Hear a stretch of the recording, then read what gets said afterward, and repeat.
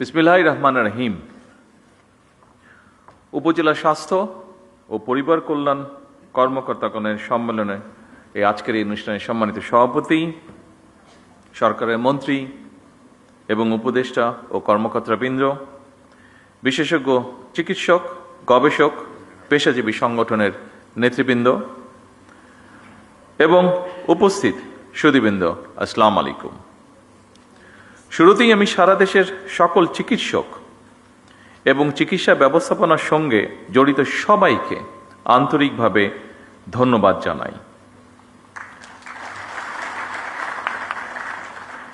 এবং এর মাধ্যমেই আমি আমার বক্তব্যটি শুরু করতে চাই। কারণ আপনারা চিকিৎসকগণ রোগে শোকে কাতর মানুষটির কিন্তু পরম বন্ধু হয়ে ওঠেন যখন কোনো একজন মানুষ অসুস্থ হয়ে পড়ে সিরিয়াসলি।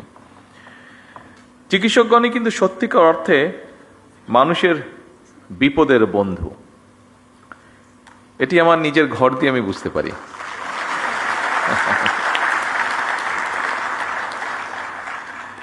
একজন চিকিৎসকের উপদেশ, আন্তরিক ব্যবহার একজন রোগীর কাছে অনেক সময়, অধিকাংশ সময় বলা যায় প্রায় সব সময় কিন্তু ঔষধের মতন কাজ করে। ফলে একজন চিকিৎসকের জন্য পেশাগত উৎকর্ষতার পাশাপাশি একজন মানবিক মানুষ হিসাবেও গড়ে ওঠাটা অত্যন্ত প্রয়োজন, অত্যন্ত জরুরি। যে কোনো শ্রেণী পেশার মানুষের চেয়ে চিকিৎসা পেশার ভূমিকা সবচেয়ে বেশি এবং গুরুত্বপূর্ণ। এমন বাস্তবতায় আজকের উপজেলা স্বাস্থ্য এবং পরিবার কল্যাণ কর্মকর্তাদের এই সম্মেলন অবশ্যই এই জাতির জন্য বা এই দেশের জন্য অত্যন্ত তাৎপর্যপূর্ণ। দেশের স্বাস্থ্য ব্যবস্থা এবং প্রাসঙ্গিক বিষয় এতক্ষণ বিভিন্ন বক্তা অত্যন্ত গুরুত্বপূর্ণ বক্তব্য রেখেছেন। বর্তমান সরকার সুস্বাস্থ্যের বাংলাদেশ এরকম একটি দেশ ধীরে ধীরে গড়ে তুলতে চায়। জাতীয় নির্বাচনের আগে আমরা জনগণের কাছে স্বাস্থ্য নীতির রূপরেখা তুলে ধরেছিলাম। চিকিৎসা ব্যবস্থায় বর্তমান সরকারের নীতি হচ্ছে prevention is better then cure. প্রতিকারের চেয়ে প্রতিরোধই উত্তম।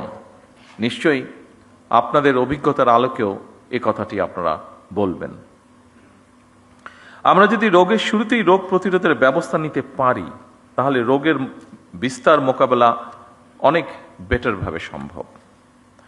আমাদের এই নীতি বাস্তবায়নে উপজেলা স্বাস্থ্য ও পরিবার কল্যাণ কর্মকর্তাদের ভূমিকা, অর্থাৎ আপনাদের ভূমিকা অনস্বীকারযোগ্য। দুঃখজনক হলেও সত্য, বর্তমানে বিশেষজ্ঞ চিকিৎসক, বিশেষায়িত হাসপাতাল অথবা উন্নত ল্যাব প্রায় সবকিছুই শহর কেন্দ্রিক, কিংবা আরও সুনির্দিষ্টভাবে যদি আমরা বলতে চাই তাহলে অবশ্যই রাজধানী ঢাকা কেন্দ্রিক। এরকম বাস্তবতা থেকে বেরিয়ে এসে যদি আমরা জেলা উপজেলা ভিত্তিক হাসপাতাল কিংবা ক্লিনিকগুলোর মাধ্যমে উন্নত চিকিৎসা সেবা নিশ্চিত করতে পারি বা চাই, তাহলে বিশেষজ্ঞ চিকিৎসকগণ যেন জেলা উপজেলায় চিকিৎসা সেবা দিতে স্বাচ্ছন্দ্য বোধ করবেন। অপরদিকে রোগীদেরকে শারীরিক এবং আর্থিকভাবে আরও কষ্ট করে ঢাকামুখী হতে হবে না। শহর এবং গ্রাম অঞ্চলে স্বাস্থ্যসেবা প্রাপ্তির ক্ষেত্রে বৈষম্য দূর করা বর্তমান সরকারের অন্যতম একটি প্রায়োরিটি। বৈষম্য দূর করে স্বাস্থ্য সেবার বিকেন্দ্রীকরণের লক্ষ্যে আমরা ইতিমধ্যেই পদক্ষেপ গ্রহণ এবং বাস্তবায়নের কাজও ধীরে ধীরে শুরু করেছি। যদিও এটি আমরা সকলেই বুঝি, এই কাজটি 1 মাস কিংবা 1 বছরেই বাস্তবায়ন করা সম্ভব নয়। সম্মানিত সকল উপস্থিতবৃন্দ, বিভিন্ন পরিসংখ্যান এবং স্বাস্থ্য বিশেষজ্ঞগণ বলেন যে দেশের মোট মৃত্যুর 71% অসংক্রামক রোগের কারণে হয়ে থাকে। সংক্রামক রোগ প্রতিরোধে উপযুক্ত সচেতনতা সৃষ্টি করার পাশাপাশি অসংক্রামক রোগ প্রতিরোধ এবং নিয়ন্ত্রণে ইতিমধ্যে প্রণীত যৌথ ঘোষণা বাস্তবায়নের কাজ শুরু হয়েছে। সাম্প্রতিক বছরগুলোতে পরিবেশগত বিপর্যয় এবং জলবায়ু পরিবর্তনের অভিঘাতের কারণে সংক্রামক রোগের পাশাপাশি অসংক্রামক রোগ যেমন শ্বাসকষ্ট, স্ট্রোক, হৃদরোগ ইত্যাদি স্বাস্থ্য ব্যবস্থাপনার উপরেও নিত্য নতুন চ্যালেঞ্জ সৃষ্টি করছে। এবং এইসব কারণেই উপজেলা পর্যায়ে গুরুত্ব সহকারে ডায়াবেটিস এবং উচ্চ রক্তচাপের মতন অসংক্রামক রোগের স্ক্রিনিংও নিয়মিত করা প্রয়োজন। উপস্থিতিবৃন্দ, জীবনযাপনের ধরন পরিবর্তন করার ব্যাপারেও জনগণের মধ্যে অবশ্যই সচেতনতা তৈরি করাটা অত্যন্ত জরুরি, যা আপনাদের মাধ্যমে করাটা অনেক সহজ। আমার কাছে আরেকটি বিষয় মনে হয়, সেটি হচ্ছে ভেজাল এবং পুষ্টি সচেতনতা খাদ্য নিশ্চিত করা শহর হচ্ছে জেলা পর্যায়ে উপজেলা পর্যায়ে বেশি সহজ, কারণ প্রতিরোধ ব্যবস্থাপনায় জনস্বাস্থ্য সুরক্ষার মৌলিক ভিত্তি। আমাদের সরকার, বর্তমান সরকার বিশ্বাস করে UHF-এর এর অর্থাৎ উপজেলা স্বাস্থ্য ও পরিবার কল্যাণ কর্মকর্তাগণ বাংলাদেশের স্বাস্থ্য ব্যবস্থার মূল চাবিকাঠি।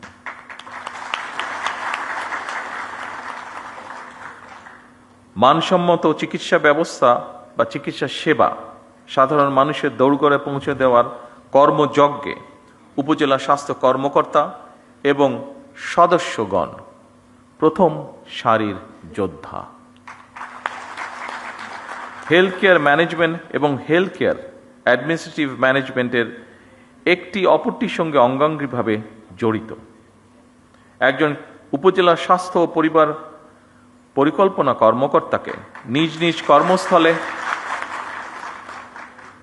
কর্মস্থলে স্বাস্থ্য ব্যবস্থার পাশাপাশি স্বাস্থ্য সেবা ব্যবস্থাপনার কাজটিও সুচারুভাবে সম্পন্ন করতে হয়, কারণ হেলথ কেয়ার ম্যানেজমেন্ট এবং হেলথ কেয়ার অ্যাডমিনিস্ট্রেটিভ ম্যানেজমেন্ট এই দুটো বিষয়ের মধ্যে সমন্বয় এবং সমন্বয় না হলে স্বাস্থ্য সেবায় নিশ্চয়ই আমরা কাঙ্ক্ষিত সুফল পাব না। স্বাস্থ্য খাতে ওষুধ শিল্প, চিকিৎসা সামগ্রী, স্বাস্থ্য সেবা, মডার্ন হেলথ টেকনোলজি এবং মেডিকেল বায়োটেকনোলজির মতন অনেকগুলো দিক রয়েছে।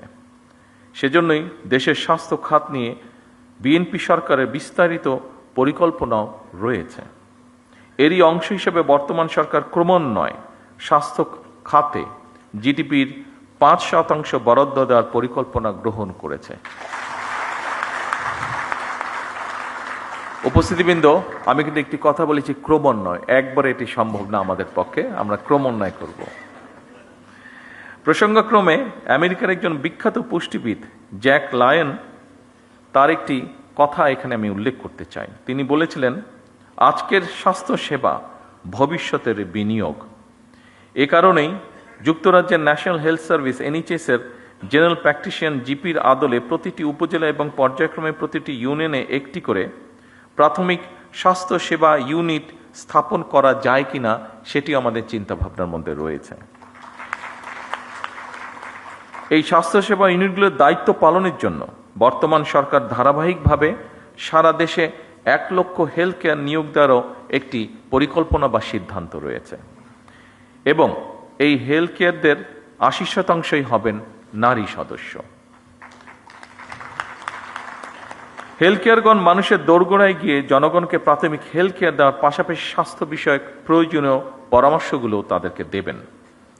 উপস্থিত উপজেলা স্বাস্থ্য ও পরিবার কল্যাণ কর্মকর্তা বৃন্দ, ভবিষ্যতের স্বার্থে যে কোনো মূল্যে আমাদেরকে মা ও শিশুর পূর্ণাঙ্গ স্বাস্থ্য সেবা নিশ্চিত করা অত্যন্ত জরুরি। সকল উপজেলা স্বাস্থ্য কমপ্লেক্সগুলোকে পরিপূর্ণ মাতৃকালীন সেবা, নিরাপদ সন্তান প্রসব, নবজাতক এবং শিশু স্বাস্থ্য সেবার নিরাপদ স্থানে পরিণত করা প্রয়োজন। সারা দেশে শিশুদেরকে হামের টিকা না দেওয়ার ফলে বিগত ইমিডিয়েট 2টি সরকারের জীবন বিনাশী ব্যর্থতা মনে হয় ক্ষমাহীন অপরাধ। ভবিষ্যতে আর কখনোই যাতে এ ধরনের ঘটনার পুনরাবৃত্তি না হয়, বর্তমান সরকার সারা দেশে জরুরি ভিত্তিতে হামের টিকা দিয়ে তড়িৎ ব্যবস্থা নেওয়ায় আল্লাহর রহমতে পরিস্থিতি অবনতি কিছুটা রোধ করা সম্ভব হয়েছে এবং আমরা দৃঢ়ভাবে বিশ্বাস করি আপনাদের ঐকান্তিক প্রচেষ্টার ফলে এটিকে আমরা রোধ করে নিয়ে আসতে সক্ষম হব ইনশাআল্লাহ। এবং এই জন্য আমরা যেই রোধটি করতে পেরেছি, হঠাৎই সমস্যাটি থেকে শিশুদেরকে রক্ষা করতে পেরেছি, এই জন্য আমি সারা দেশের সকল চিকিৎসক এবং স্বাস্থ্যকর্মী সহ আপনাদের সকলকে সরকারের পক্ষ থেকে আন্তরিক ধন্যবাদ জানাতে চাই। যারা তাদের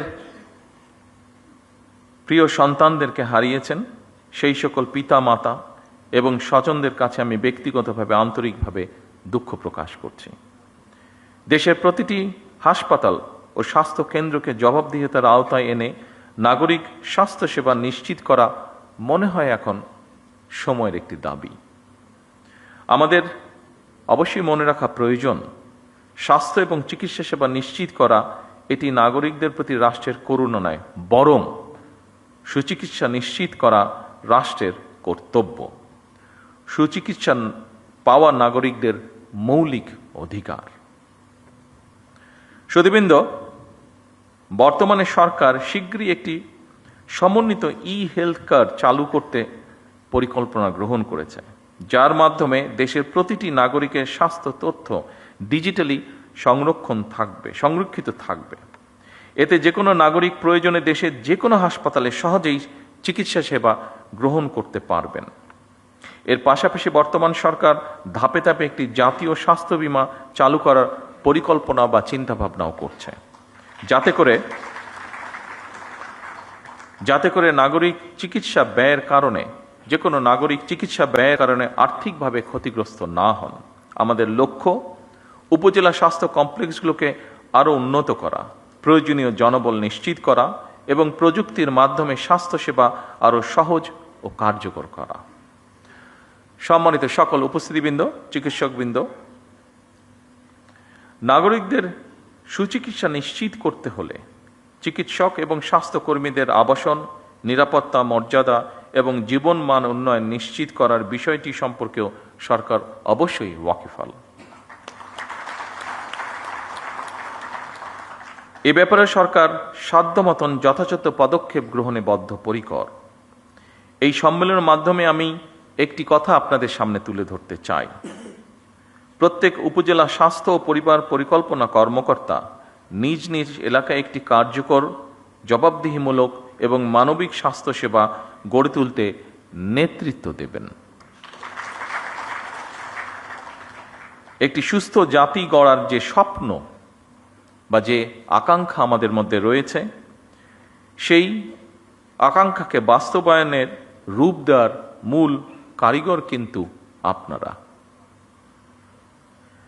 আমরা সবাই মিলে একটি স্বাস্থ্য ব্যবস্থা গড়তে চাই, যা হবে সবার জন্য সহজলভ্য, কার্যকর এবং মানবিক। আপনারা একটি জবাবদিহিমূলক, টেকসই এবং জনকেন্দ্রিক স্বাস্থ্যসেবা ব্যবস্থা গড়ে তুলতে সক্ষম হবেন, আমি দৃঢ়ভাবে বিশ্বাস করি। আপনাদের প্রত্যেককে নিজ নিজ এলাকার কর্মস্থলকে একটি স্বাস্থ্য মডেল সেবা কেন্দ্রে পরিণত করবেন, এটিও আমাদের প্রত্যাশা বাংলাদেশের একজন নাগরিক হিসাবে। সম্মানিত সকল উপস্থিতিবৃন্দ, আপনাদের সামনে যে কথাগুলি আমি এতক্ষণ তুলে ধরলাম, এই কথাগুলো আমাদের ম্যানিফেস্টো, আমাদের পরিকল্পনা, আমাদের চিন্তা ভাবনা সকল কিছুকে সন্নিবেশিত করে লিখিতভাবে আমি আপনাদের সামনে উপস্থাপন করেছি। আমার লিখিত বক্তব্যের যে শেষ কথাটি বলেছি সেটি ছিল আমার লিখিত বক্তব্যের শেষ লাইনটি। তারপরেও কয়েকটি লাইন আছে, সেইটু বলার আগে আমি আমার নিজস্ব দু একটি কথা আপনাদের সামনে আমি শেয়ার করতে চাই। আমরা প্রায়, বিশেষ করে বাংলাদেশের থেকে যারা চিকিৎসা সেবায় উচ্চতর ডিগ্রি নিতে চান, বা আমরা নিজেরাও অনেকেই যখন যে কোনো কারণেই বিদেশে যাই, আমাদের দেশের অধিকাংশ মানুষই কম বেশি ইউকেতে যান। আমার বক্তব্যে আমি এনএইচএস কথাটি উল্লেখ করেছি। এই এনএইচএস শব্দটির সাথে আপনারা প্রায় প্রত্যেক চিকিৎসক কম বেশি জড়িত। কেউ কেউ হয়তো যাবার সুযোগ হয়েছে যাদের, তারা দেখেছেন ব্রিটেনে তারা এনএইচএস নামক তাদের একটি ব্যবস্থাপনা আছে তাদের হেলথ সার্ভিসে।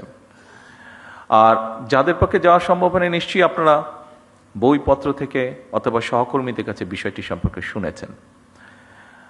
আমি যেভাবে যে কোনো কারণেই হোক, রাজনৈতিক দুর্ভাগ্যবশতই হোক, আমাকে অনেকগুলো বছর ইউকেতে থাকতে হয়েছে। এই এনএইচএসটিকে আমি কাছে থেকে দেখার আমার সুযোগ হয়েছে। আমি এনএইচএস এর প্রশংসায় যাচ্ছি না, আমি কিছু বাস্তবতা তুলে ধরার চেষ্টা করছি আপনাদের সামনে। এনএইচএসটি গঠিত হয়েছিল 1948-এ, খুব সম্ভব 5th of July কাজটি শুরু করেছিল তারা। আজকে প্রায় 75 বছর হয়ে গিয়েছে। আপনাদের যাদের পক্ষে সম্ভব হয়েছে, যারা আপনার ব্রিটেনে গিয়েছেন দেখেছেন, নিশ্চয়ই আপনারা পত্রপত্রিকায় প্রায় দেখেছেন যে 75 বছর হয়ে গেছে এনএইচএস এর মাধ্যমে তারা তাদের দেশের মানুষকে সুবিধা দিচ্ছে। এনএইচএস এর তারপরেও সমস্যা রয়ে গিয়েছে এনএইচএস এর। অবশ্যই ব্রিটেন আমাদের থেকে অনেক ধনী একটি রাষ্ট্র।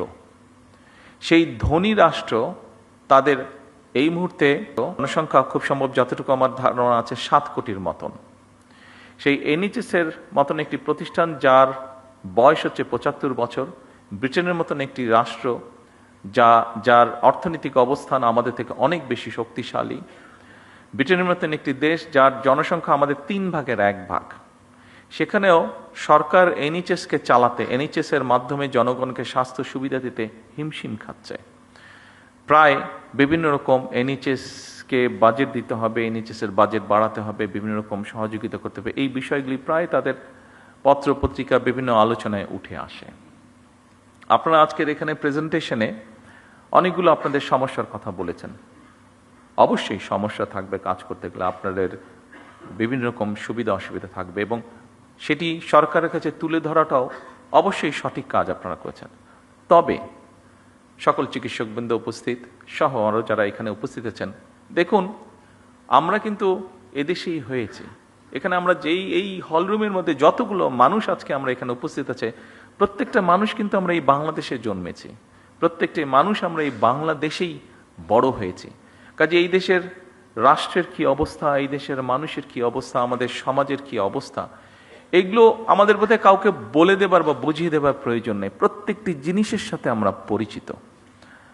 সেজন্যই আজকে আমি বলছি না, একবারও আমার অবস্থান থেকে আমি আপনাদেরকে বলছি না যে আপনারা যে সকল সমস্যাগুলো, আপনাদের কাজ করতে গিয়ে যে সকল সমস্যাগুলো আপনারা ফেস করেছেন সেগুলো গভর্নমেন্ট অ্যাড্রেস করবে না বা করতে পারবে না, এরকম কোনো কথা বলছি না। তবে সরকারের পক্ষ থেকে আমি আপনাদের সহযোগিতা চাইছি, আপনাদের সাহায্য চাইছি। আমি কেমন করে? দেখুন, যেই কথাটি আমি বললাম যে আমরা আমাদের দেশের অর্থনৈতিক অবস্থা বলুন, সামাজিক অবস্থা বলুন, প্রত্যেকটি জিনিস সম্পর্কে আমরা জানি, ধারণা আছে। আমি আগেই বলেছি যে এনএইচএস এর মতন একটি প্রতিষ্ঠান যেই দেশে আছে সেই দেশকেও হিমশিম খেতে হচ্ছে সেটিকে সাপোর্ট দেওয়ার জন্য। তাদের থেকে অর্থনৈতিকভাবে আমরা অনেক পিছিয়ে আছি। আর এর মধ্যে কি হয়েছে না হচ্ছে আপনাদেরও কম বেশি ধারণা আছে। আমি সেই বিতর্কে যাচ্ছি না, সেই বিস্তারিত বিবরণেও যাচ্ছি না।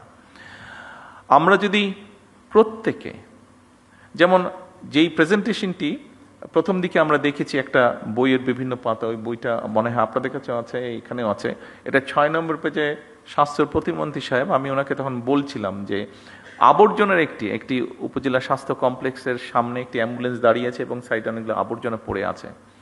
এটা স্বাস্থ্য প্রতিমন্ত্রী সাহেব উনি বলেছেন যে এই ময়লাটাকে পরিষ্কার করার জন্য খুব বেশি রিসোর্সের প্রয়োজন নাই, এটিকে পরিষ্কার করার জন্য একটি ইচ্ছা শক্তির প্রয়োজন, এটিকে পরিষ্কার রাখার জন্য একটি মন মানসিকতার প্রয়োজন।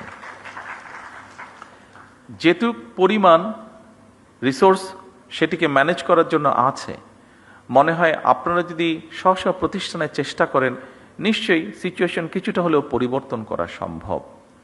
আমি যদি আমার পেশেন্টদেরকে শেখাই শুধু এই অসুখে এই ওষুধ খেতে হবে, এই কাজটি করো না তাহলে এই অসুখটি হবে না, এটা বলার পাশাপাশিও আমি যদি তাদেরকে হাইজিন সম্পর্কে একটি কথা বলি, আমি যদি তাদেরকে শিখাই যে যদি ময়লাটি কম করো তাহলেই ময়লা কম হবে, ময়লাটি কম করো তাহলেই ময়লা কম হবে, নিশ্চয়ই আপনাদেরকে আমি বোঝাতে পেরেছি যে আমি চানাচুর খেলাম, কলাটা খেলাম, এখানেই ফেলে দিলাম। এই অভ্যাসটিকে যদি কোনোভাবে আমরা পরিবর্তন করাতে পারি তাহলে ময়লাই তো কম হচ্ছে। আমরা সকলে মিলে যদি চেষ্টা করি, আপনাদেরকে আমি একটি আমার ঘটনা বলি, আমি এটি বোঝানোর জন্য বলছি, অন্য কোনোভাবে দয়া করে নেবেন না ঘটনাটি। সেটি হচ্ছে 1997 সালে একটি রোড মার্চ হয়েছিল, রাজনৈতিক একটি রোড মার্চ হয়েছিল বাংলাদেশ জাতীয়তাবাদী দলের নেতৃত্বে, ঢাকা থেকে পঞ্চগড়। বগুড়াতে নাইট স্টে ছিল, যেহেতু বগুড়াতে একদিন নাইট স্টে ছিল পুরো কনভয়ের হাজার হাজার লোকের। তো স্বাভাবিকভাবে আমি কয়েকদিন আগে বগুড়াতে চলে গিয়েছিলাম, যেহেতু নিজের জেলা, সবাই দেশের বিভিন্ন জায়গা থেকে নেতা কর্মীরা সহ সমর্থকবৃন্দ সাধারণ মানুষ আসবে ওই কনভয়েতে, কয়েক হাজার মানুষ, একটা তো ম্যানেজমেন্ট থাকতে হবে, থাকা খাওয়া সব কিছু। তো আমরা যেখানে বড় একটি স্কুল মাঠে প্যান্ডেল করেছিলাম, তো সেখানে আমরা সবাই এসে পৌঁছতে পৌঁছতে সন্ধ্যাবে, গরমের দিন, মাসটা মনে নেই, তবে সামার ছিল, গরম ছিল। তো আমরা সকল মানুষ যাতে এসে অন্তত একটু হাত মুখ ধুতে পারে, অজু করতে পারে, গোসল করতে পারে, এরকম একটা ব্যবস্থা রেখেছিলাম। তো স্বাভাবিকভাবে স্কুল মাঠ নিয়েছিলাম, মাঠের মধ্যে যদি পানি পড়ে ন্যাচারালি কাদা হয়ে যাবে, তো আমরা নিচে বালি দিয়ে উপরে ইট জাস্ট বিছিয়ে দিয়েছিলাম। তো ওই কাজটা যাদেরকে দিয়েছিলাম তাদেরকে কাজের ডাইরেকশন সবকিছু দিয়ে আমি অন্য কাজ দেখতে চলে গিয়েছিলাম। এটি সকালের ঘটনা। রাত্রে যখন আমি প্রায় 9টার দিকে আসলাম, এটি আগের দিনের ঘটনা, যেদিন রোড মার্চ আসবে আগের দিনের ঘটনা, 9টার দিকে আসলাম, দেখলাম যে ইটগুলো নিয়ে আসা হয়েছে। যাদেরকে ইটের কথা বলেছে, আমাদেরই এক নেতা ছিল, তার ইটের ভাটা ছিল, সে বলেছে যে আমি ইট দেবো। ঠিক আছে, ভেরি ওয়েল, তাহলে আমাদের ইট আর কিনতে হয়নি। তো আমি এসে দেখলাম যে ইটগুলা এসে ইট ভাটা থেকে এসে এক জায়গায় স্ট্যাক করে রেখে গিয়েছে। তো আমি বললাম যে কী ব্যাপার, এগুলো বিছানো হয়নি কেন? তো তখন আমাকে সবাই বললো যে লেবার যারা আসার কথা ছিল এখনো আসেনি, হয়তো আসবে, তারপরে বিছাবে। তো শুনে আমার মেজাজটা একটু খারাপই হলো। আমি কাউকে কিছু বললাম না, আমি চারিদিকে আমাদের নেতা কর্মীরা আছে, আমি হাঁটা ধরলাম স্টেকের যেখানে ইটগুলা সব রাখা ছিল, আমি গিয়ে 2 হাতে 2টা ইট ধরে, এখানে শাওলম আছে, খুব সম্ভব ওর বোধহয় ঘটনাটি মনে আছে, আমি 2 হাতে 2টা ইট নিয়ে যেখান থেকে বিছানোর কথা ছিল ওখানে আমি বিছানো ধরলাম। স্বাভাবিক আমি যখন ইট নিয়ে আসা যাওয়া শুরু করেছি, সব নেতাকর্মী 2টা করে ইট ধরলো। বিশ্বাস করবেন 1 থেকে 1.5 ঘন্টার মধ্যে পুরো কাজটা কমপ্লিট হয়ে গেল।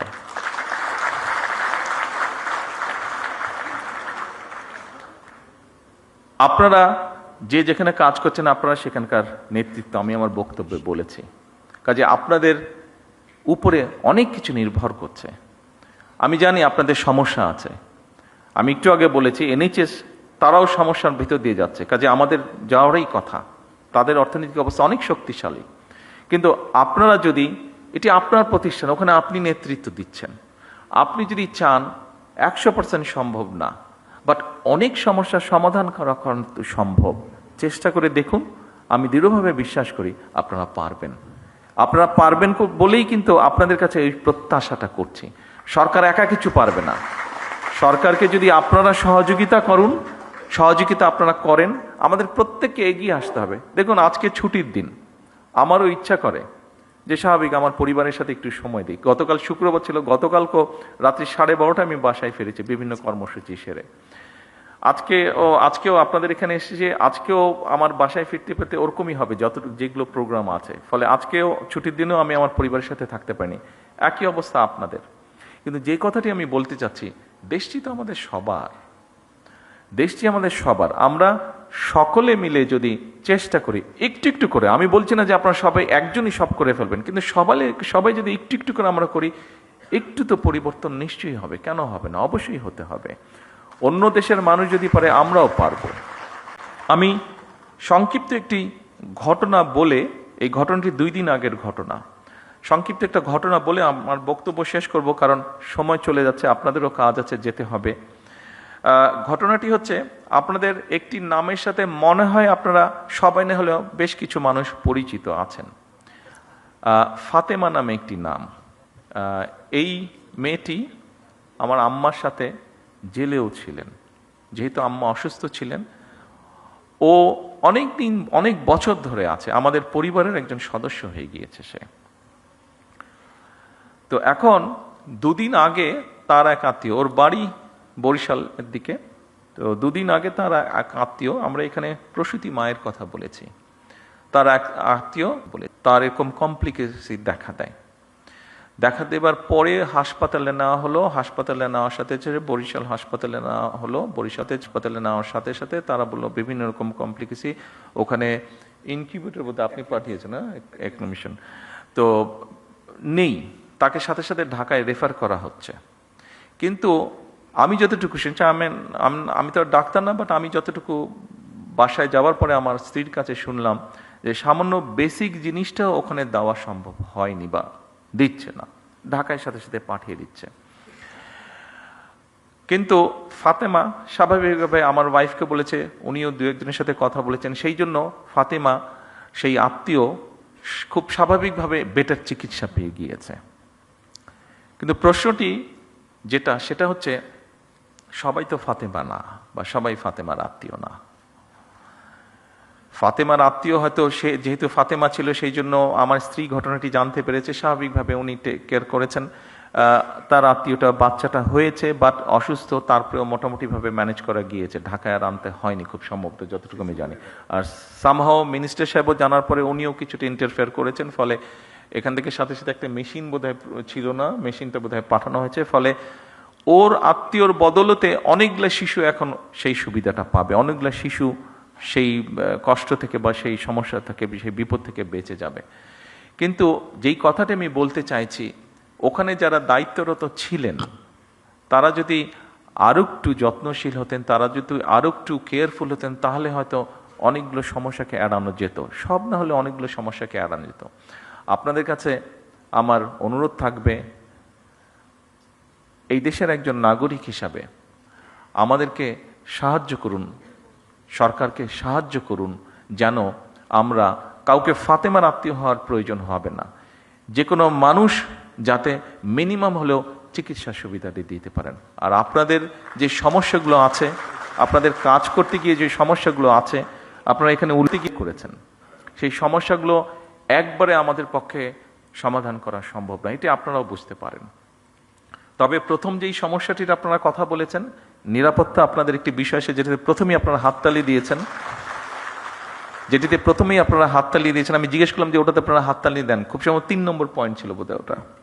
এই 3 নম্বর পয়েন্টটি, এখানে স্বরাষ্ট্রমন্ত্রী সাহেব আছেন, ওনার সাথে আমি আজ না হয় কালকেই স্বাস্থ্যমন্ত্রীকে নিয়ে, প্রতিমন্ত্রীকে নিয়ে এবং সেক্রেটারি সাহেবকে নিয়ে ইমিডিয়েটলি আমি স্বরাষ্ট্রমন্ত্রী সাহেবের সাথে বিষয়টি আলাপ করব।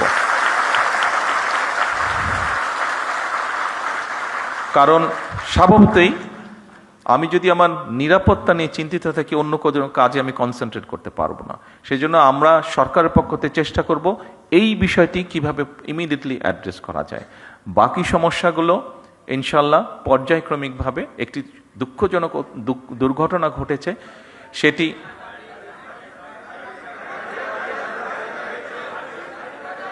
গাড়ি বলছেন না বাড়ি বলছেন?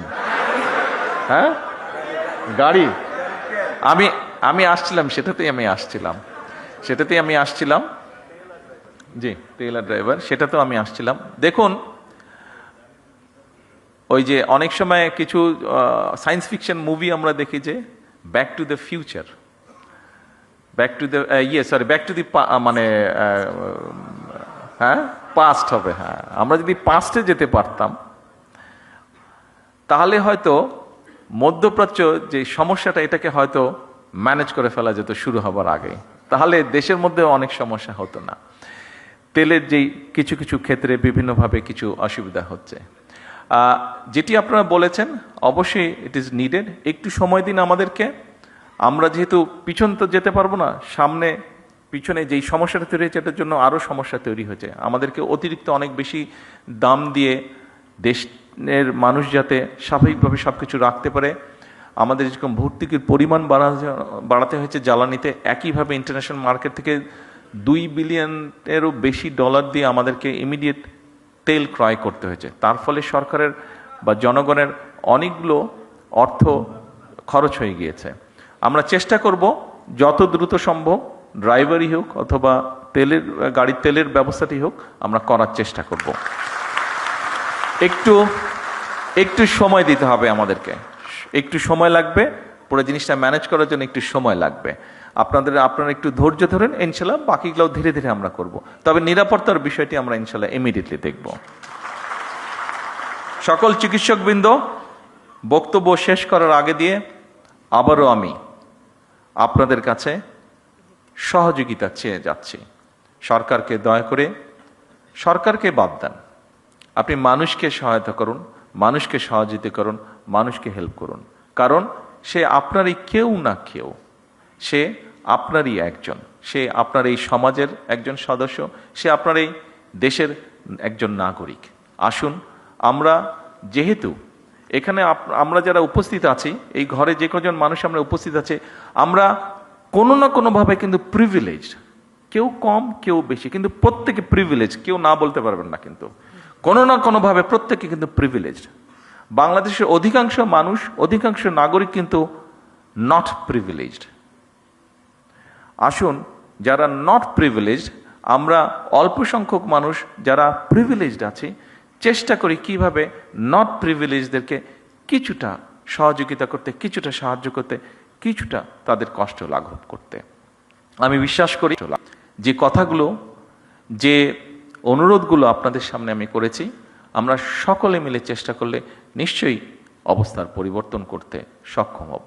আপনাদের সকলের সুস্বাস্থ্য, সকলের নিরাপত্তা কামনা করে আমার বক্তব্য শেষ করছি। আল্লাহ হাফেজ। বাংলাদেশ জিন্দাবাদ।